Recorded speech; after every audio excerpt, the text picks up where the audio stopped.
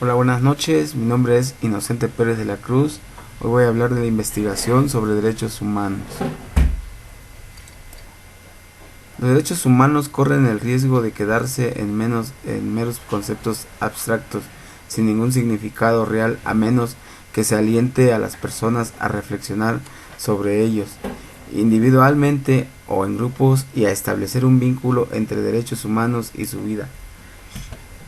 El artículo 1 de la Declaración Universal de Derechos Humanos establece que todos los seres humanos nacen libres e iguales en dignidad y derechos.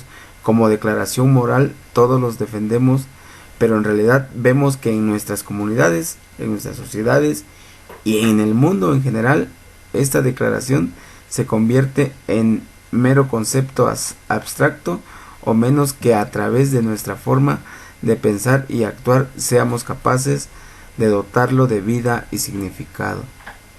Estos son unos vínculos entre los derechos humanos y la diversidad cultural. Sabemos que los derechos humanos son universalmente reconocidos por todas las leyes y pactos internacionales.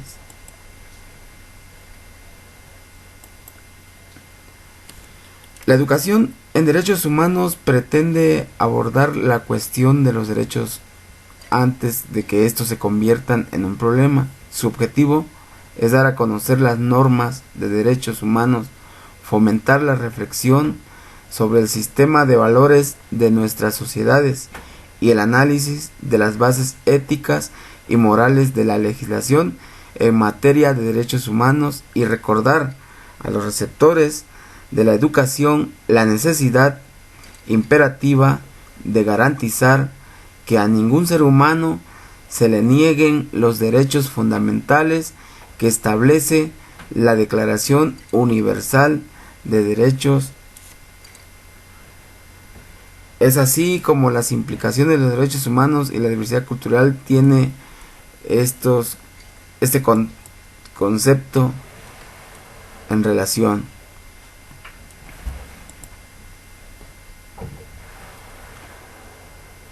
El debate en torno a la relación entre la diversidad cultural y la universalidad de los derechos humanos ha sido una constante desde la adopción de la Declaración Universal de Derechos Humanos, a pesar de que ésta proclama la universalidad de estos, y este carácter ha sido constantemente reafirmado con especial fuerza en la Conferencia de Viena sobre Derechos Humanos. Lo cierto es que esta convicción no está afianzada en muchos gobiernos, que argumentan que hay una supuesta contradicción entre sus especialidades culturales y dicha universidad, que por tanto carece de eficacia jurídica en muchos estados, privando a millones de seres humanos de una vida digna. Este artículo pretende, partiendo de un repaso sobre los términos del debate planteado y el análisis de los principales textos internacionales en la materia, demostrar cómo la compatibilidad de la universalidad y el respeto de la diversidad cultural es, además de deseable, jurídicamente posible, y exponer asimismo algunos argumentos que la Convención de la UNESCO para la protección y la promoción de la diversidad de las expresiones culturales ofrece en esta tarea, poniendo el acento en la importancia de que los logros alcanzados en el terreno filosófico y jurídico pueden tener resultados en la práctica, donde están efectivamente en juego las vulneraciones de nuestros derechos humanos.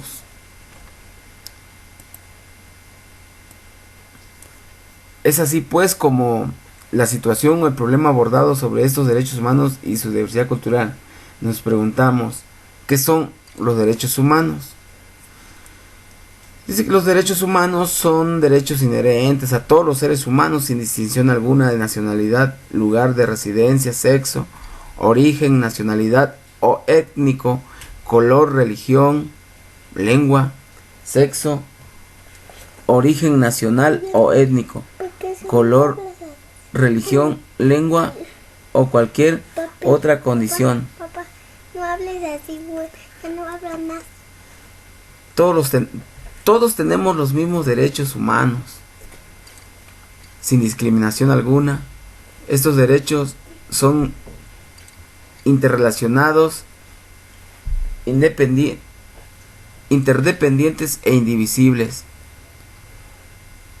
Sabemos totalmente que los derechos humanos universales están a menudo contemplados en todas las leyes y garantizados por ella a través de los tratados, el derecho internacional consuetudinario.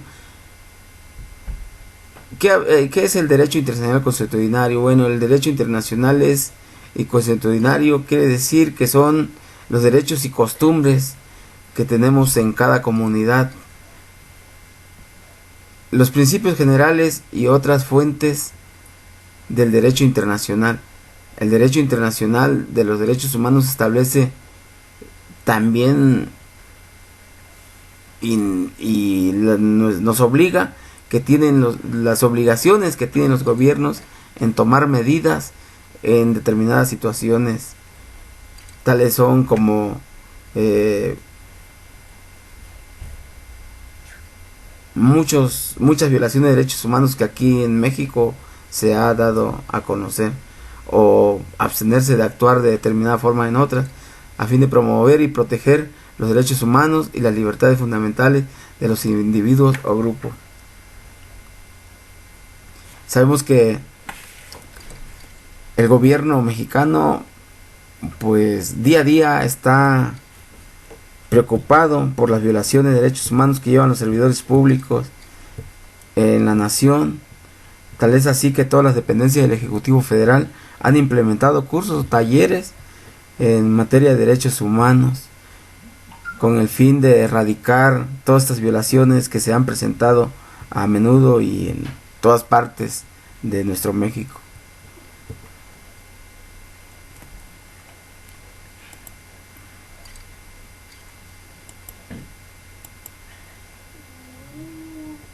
¿Qué objetivos buscamos lograr y las preguntas que nos guiarán en nuestra investigación? ¿Cuál es el papel de estos instrumentos en relación con la promoción y protección de los derechos culturales?